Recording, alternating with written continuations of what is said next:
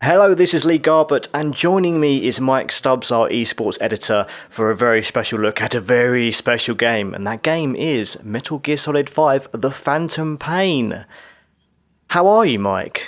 I'm very good, and I'm even better because I have been playing Metal Gear Solid for the past week, pretty much. I've been locked in a room playing it and doing nothing else, so I've had a fair amount of time with it. That is living the dream. I'm very envious of you in a way, being able to spend that much time in one concentrated amount playing a game. But alas, that job came to you. So how is The Phantom Pain? It is unbelievably good. Like, I went in expecting it to be good, but I didn't expect it to be this good. Like, this is one of the best games I think I've ever played. Wow. And obviously, I've been playing it for ages, so I'm been with it a long time, and not once have I been bored or thought I'm kind of tired of doing this now, or I want to do something different. Even though I'm playing it for like 8 hours a day solid, not at any point have I thought I'm kind of bored of this now, because there's always something different to do. Like, you can go do a main mission, and then if you've done a couple of them and think, I want to do something a bit different, you can go, like, either just explore the world, or you can go do side ops, which are usually quite different to the main missions themselves. So it is unbelievably good. Okay, so I mean, you're already talking about the mission structure. So I've tried to avoid a lot of the coverage about the game. So I'm guessing it's an open world game in a way, but there are the main missions you can go for. I guess when you go to a certain location and things like that. Is that right? It's kind of an open world game. Like, yes, it's an open world, and you can go wherever you want, but sort of probably once every 2 missions, maybe every 3, like main missions that you do, or if you've been doing side ops for a long time, I've always will come over the radio and basically go, hey, we need you to come back to your mother base for some reason, whether that be a story reason or just the men are not seeing you enough, so they're all really angry. And so you're not really free to do as you please, because you are forced to go back to the mother base every now and then. And then obviously when you do a main mission, there's obviously a mission area. So like, if your mission is taking place in the top right-hand corner of the map, you can't go all the way to the bottom left corner of the map, because you'll leave the mission area and fail the mission. Okay. So it is open world. You can pretty much do, like, if you're not in a mission, you can go wherever you want. You can like drive from one side to the other if you wanted to. But there is a few restrictions placed on you in regards to what you can and can't do, and how long you can spend just in that world. Sure. I mean, how big is the area of that you get to play around with in Phantom Pain? Is it large, and is there enough things to kind of do in that area? Well, there's technically 2 main areas that you can go to, and whilst the first one is worse at this than the second one is. It looks like it's a really big area, but quite a lot of the area is either inaccessible or I couldn't find a way to get there. So like, the first region is quite like sort of hilly and a bit mountainous and stuff, and there's a few areas where or as far as I can tell, you can't physically get up onto a ledge, and that takes up a fair amount of the area. So while the maps are quite large, there's a lot of areas that I couldn't figure out how to access, but by all accounts there's nothing there anyway. So it sounds like it kind of funnels you into one direction most of the time, and I guess every now and then you're probably given a bit of leeway to explore and maybe do a few side quests. Yeah, that's kind of it. But the way that it works is like, you're not really going to be spending that much time in the world where you haven't got an objective.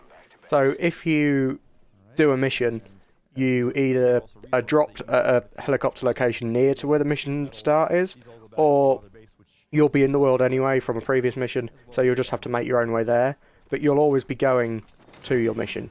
And then the side up stuff, again, if you're back at Mother Base or in your plane, you'll be dropped near to where it is. And so I kind of found myself not spending that much time just roaming around, because if you're going to do a side quest, you're kind of going to pick the one that you want to do and head straight to that. So just wandering around, there is stuff to do. Like, there'll be random guard outposts that you can just go and like take everyone out of and gather all the resources and stuff. But while it's an open world, it doesn't really feel like an open world game. It's not like your Far Cry's where you can sort of run off into into a random direction and find something cool to do. It's more you will always have an idea in your mind what you are going to do. Okay. I mean, in terms of the missions themselves, is there a lot of variety in what you get to do? Is it mainly stealth? Is there a kind of combination of stealthing around or kind of going loud, or is it kind of like you play it how you want to play it? This is something that I really like because it basically gives you total freedom. If you want to go in and shoot the hell out of everyone and make as much noise as possible, attract all the reinforcements, everything, you are free to do that.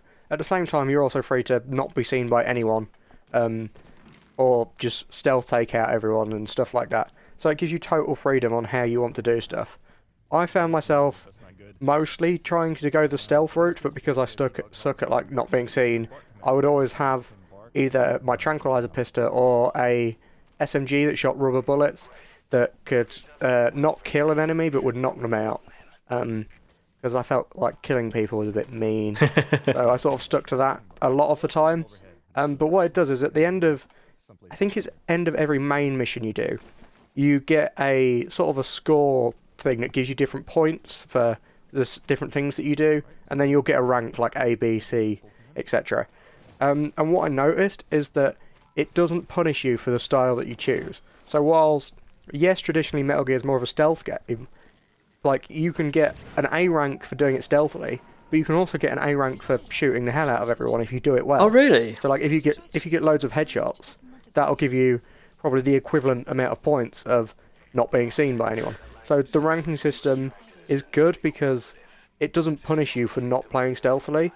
The only difference between the two grades would be you get, like, different animal sort of emblems that say how you play. So, like, you've got, I can't remember the exact ones, but, like, there's ones that are like, if you use non-lethal weapons, you'll get a certain animal emblem thing, or if you don't get seen by anyone, you'll get another. So that's how they differentiate it. Okay, and I imagine at some point, if you get so many ranks, you'll unlock a few items, and possibly, is that something you've experienced in your playtime, or?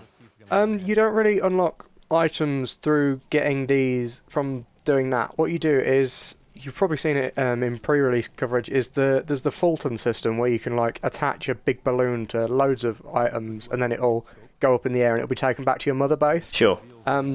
So to sort of upgrade your items or your weapons or things, what you've got to do is you can Fulton people. You can either sneak up and Fulton them, I think, or when they're knocked out, you can Fulton them back. You probably don't want to Fulton dead people back because they can't really be that useful. But each different person has a different rank for, I think it's 5 different disciplines. So there's like R&D, fighting, medical, something else and something else. Okay, that's very, very similar to Peace Walker. That had a very similar system. Yeah. So you sort of send them back, and then if you've got, like, loads of A ranks in your R&D team, your R&D team will level up. And then once, so, like, if you want to make I think one of the combinations I had was I wanted to make a non-lethal sniper, so it was like a tranquilizer sniper. Sure. And I needed to get my R&D team up to, like, level 15, and it was at 13 at the time, and I needed to get my medical team up to, I think it was 12, and it was at about 11. And so obviously that kind of makes sense if you think about it. You need R&D to be able to research it and stuff, and you need medical to be able to understand the tranquilizer stuff. And you also need to have resources to be able to build it, that you can, like, find in the world, and my mother base had to be at a certain level. So that's kind of how you upgrade your equipment. Sure. I mean, the mother base is something that I absolutely love from Peace Walker, so it really makes me happy to hear you say that that's kind of back, and it kind of works how it worked back at that game. I mean, is that all there is to mother base? Is there any other advantages to building up your base?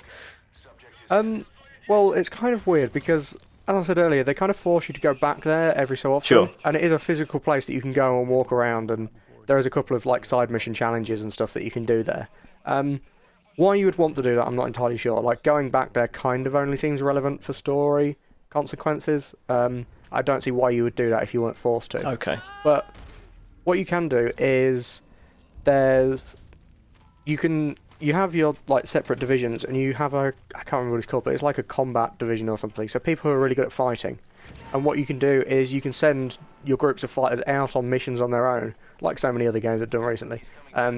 and then it'll take like an hour real time for them to complete their mission, and if they manage to complete it, you will get a certain amount of money and some certain amount of rewards. So that's kind of all tied into your mother base and stuff. But other than sort of your upgrading your equipment and sort of stuff, and that area of it, that's pretty much it. Like, it's cool to build it up. You start out with like a tiny mother base area, and then the more you progress, the more you can build on it and make it bigger and stuff. So it's kind of cool to see it grow, but it's not all that important. No, that's good to hear. I mean, I said, like in the original Peace Walker, you could get some amazing items using the mother base and kind of researching things, but it wasn't essential to at least getting from A to B, B being the end of the game. What's the story like? Because this is a very big departure for the series in that we no longer have David Hayter as the gravel-voiced Snake. It's Kiefer Sutherland, and I'm interested in kind of hearing what he brings to this to the role. Is it a bit more of a serious, kind of straight-laced approach? Well, he says about 50 words throughout the whole thing, so it's not really that noticeable, to be honest. He's not the most active of voiced protagonists in the world, so it's kind of difficult. Like, I never really picked up on anything excruciatingly bad or anything amazingly good. He sort of did a job, but it was other people who were speaking more. Okay. So it's kind of, it's not. Yes, you might notice there's a different person, but hey, it's not going to kill you, and it's not really that noticeable because he doesn't speak all that much. But story-wise, sort of dancing around spoilers, I really liked it to the point of, like, there were certain things that I really wasn't expecting to happen, and then happened, and there was a few areas where I just went, no, surely they're not going to do that, and then they do it, and you're like, oh, maybe they are going to do that then. That's cool. So, like, the story, and there's certain missions that you just think, I may have done that differently, but I respect you for doing it like that, because that took some balls to do that. I'm guessing it's kind of really cool. I'm guessing there are quite a few possibly controversial events, possibly avoiding spoilers completely. Yeah, there is one where there's one that's actually a fake out. Like, it makes you think something's happened, and then like 2 minutes later it's like, nah, we're not quite that crazy, we actually didn't do that. And when I thought, like, when I was at the stage of I thought it had happened, I was at the point of I think I need to take a minute just to see what has actually, just to sort of, that has happened in a video game, like an enjoyable medium, that's happened. And then, like, I took a minute, went back, and then a minute later they're like, nah, actually we're just joking, we don't really have the balls to do quite that much. So it's a typical Hideo Kojima kind of fake out. Yeah, that's good to hear. Actually, it wouldn't be Metal Gear without some sort of a complete mess around on the player's part. I mean, this just sounds like a really amazing game. I mean, are there any particular kind of standout features that made you come to the conclusion that, like, this is such an amazing game? Is there anything that kind of made you thought, wow, this is so good because of this? I think it's really just a combination of everything being great. Like, there's no one standout thing because everything in the game is so good. I will say that one of the things that did strike me was just how good the environments look. Like, from a visual point of view, these are probably the most realistic looking environments I've ever seen. Like, sometimes you see that textures repeat themselves quite obviously in games. Here, everything looks perfectly natural. Okay. No two things really look quite the same, despite how some of the landscapes should look the same. They really don't. And like, the environments that you explore are so well designed and so beautiful that was one thing that really stood out. But other than that, there's no outstanding thing. Like, everything is good, and the gameplay is just, like, because you can do it in so many different ways, it becomes so entertaining. Like, you can try one way, fail, and then think, right, maybe I'll just go in and shoot the hell out of everyone, and then fail at that, and you'll go, right, maybe I'll take a different route and stuff like that. So it's just so open and so much fun. I think I've probably never had as much fun with a game like this, purely because there's, like, in typical Metal Gear fashion, there's silly moments as well, to the point where you can be, like, going super stealth, trying to, like, find a prisoner or something, and then you'll just walk into a room and there'll be a radio on with, like, Kids in America playing, so you just sort of stand there and dance for a minute. So it's just so good. Everything about it is brilliant. There's not really one thing that I can particularly pick out and say this made it really bad, because it just all works. Right, okay. Well, on that note, I'm going to just invite all of our listeners and viewers to just read your full review on godisthegeek.com for your full impressions of this clearly magnificent game.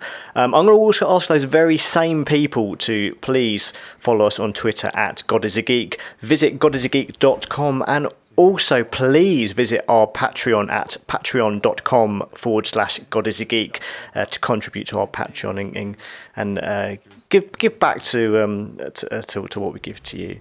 Thank you very much for taking the time to speak with me, Mike. I know you're very busy at the moment and you probably had enough of Metal Gear at this point, maybe. No, I'm looking forward to jumping back into it, actually. I want to play more. And I don't think you can get any greater praise than that. So I'm going to leave you to dream of the next time you get to play Metal Gear. Thank you very much, everybody, for listening and watching, and we shall see you around.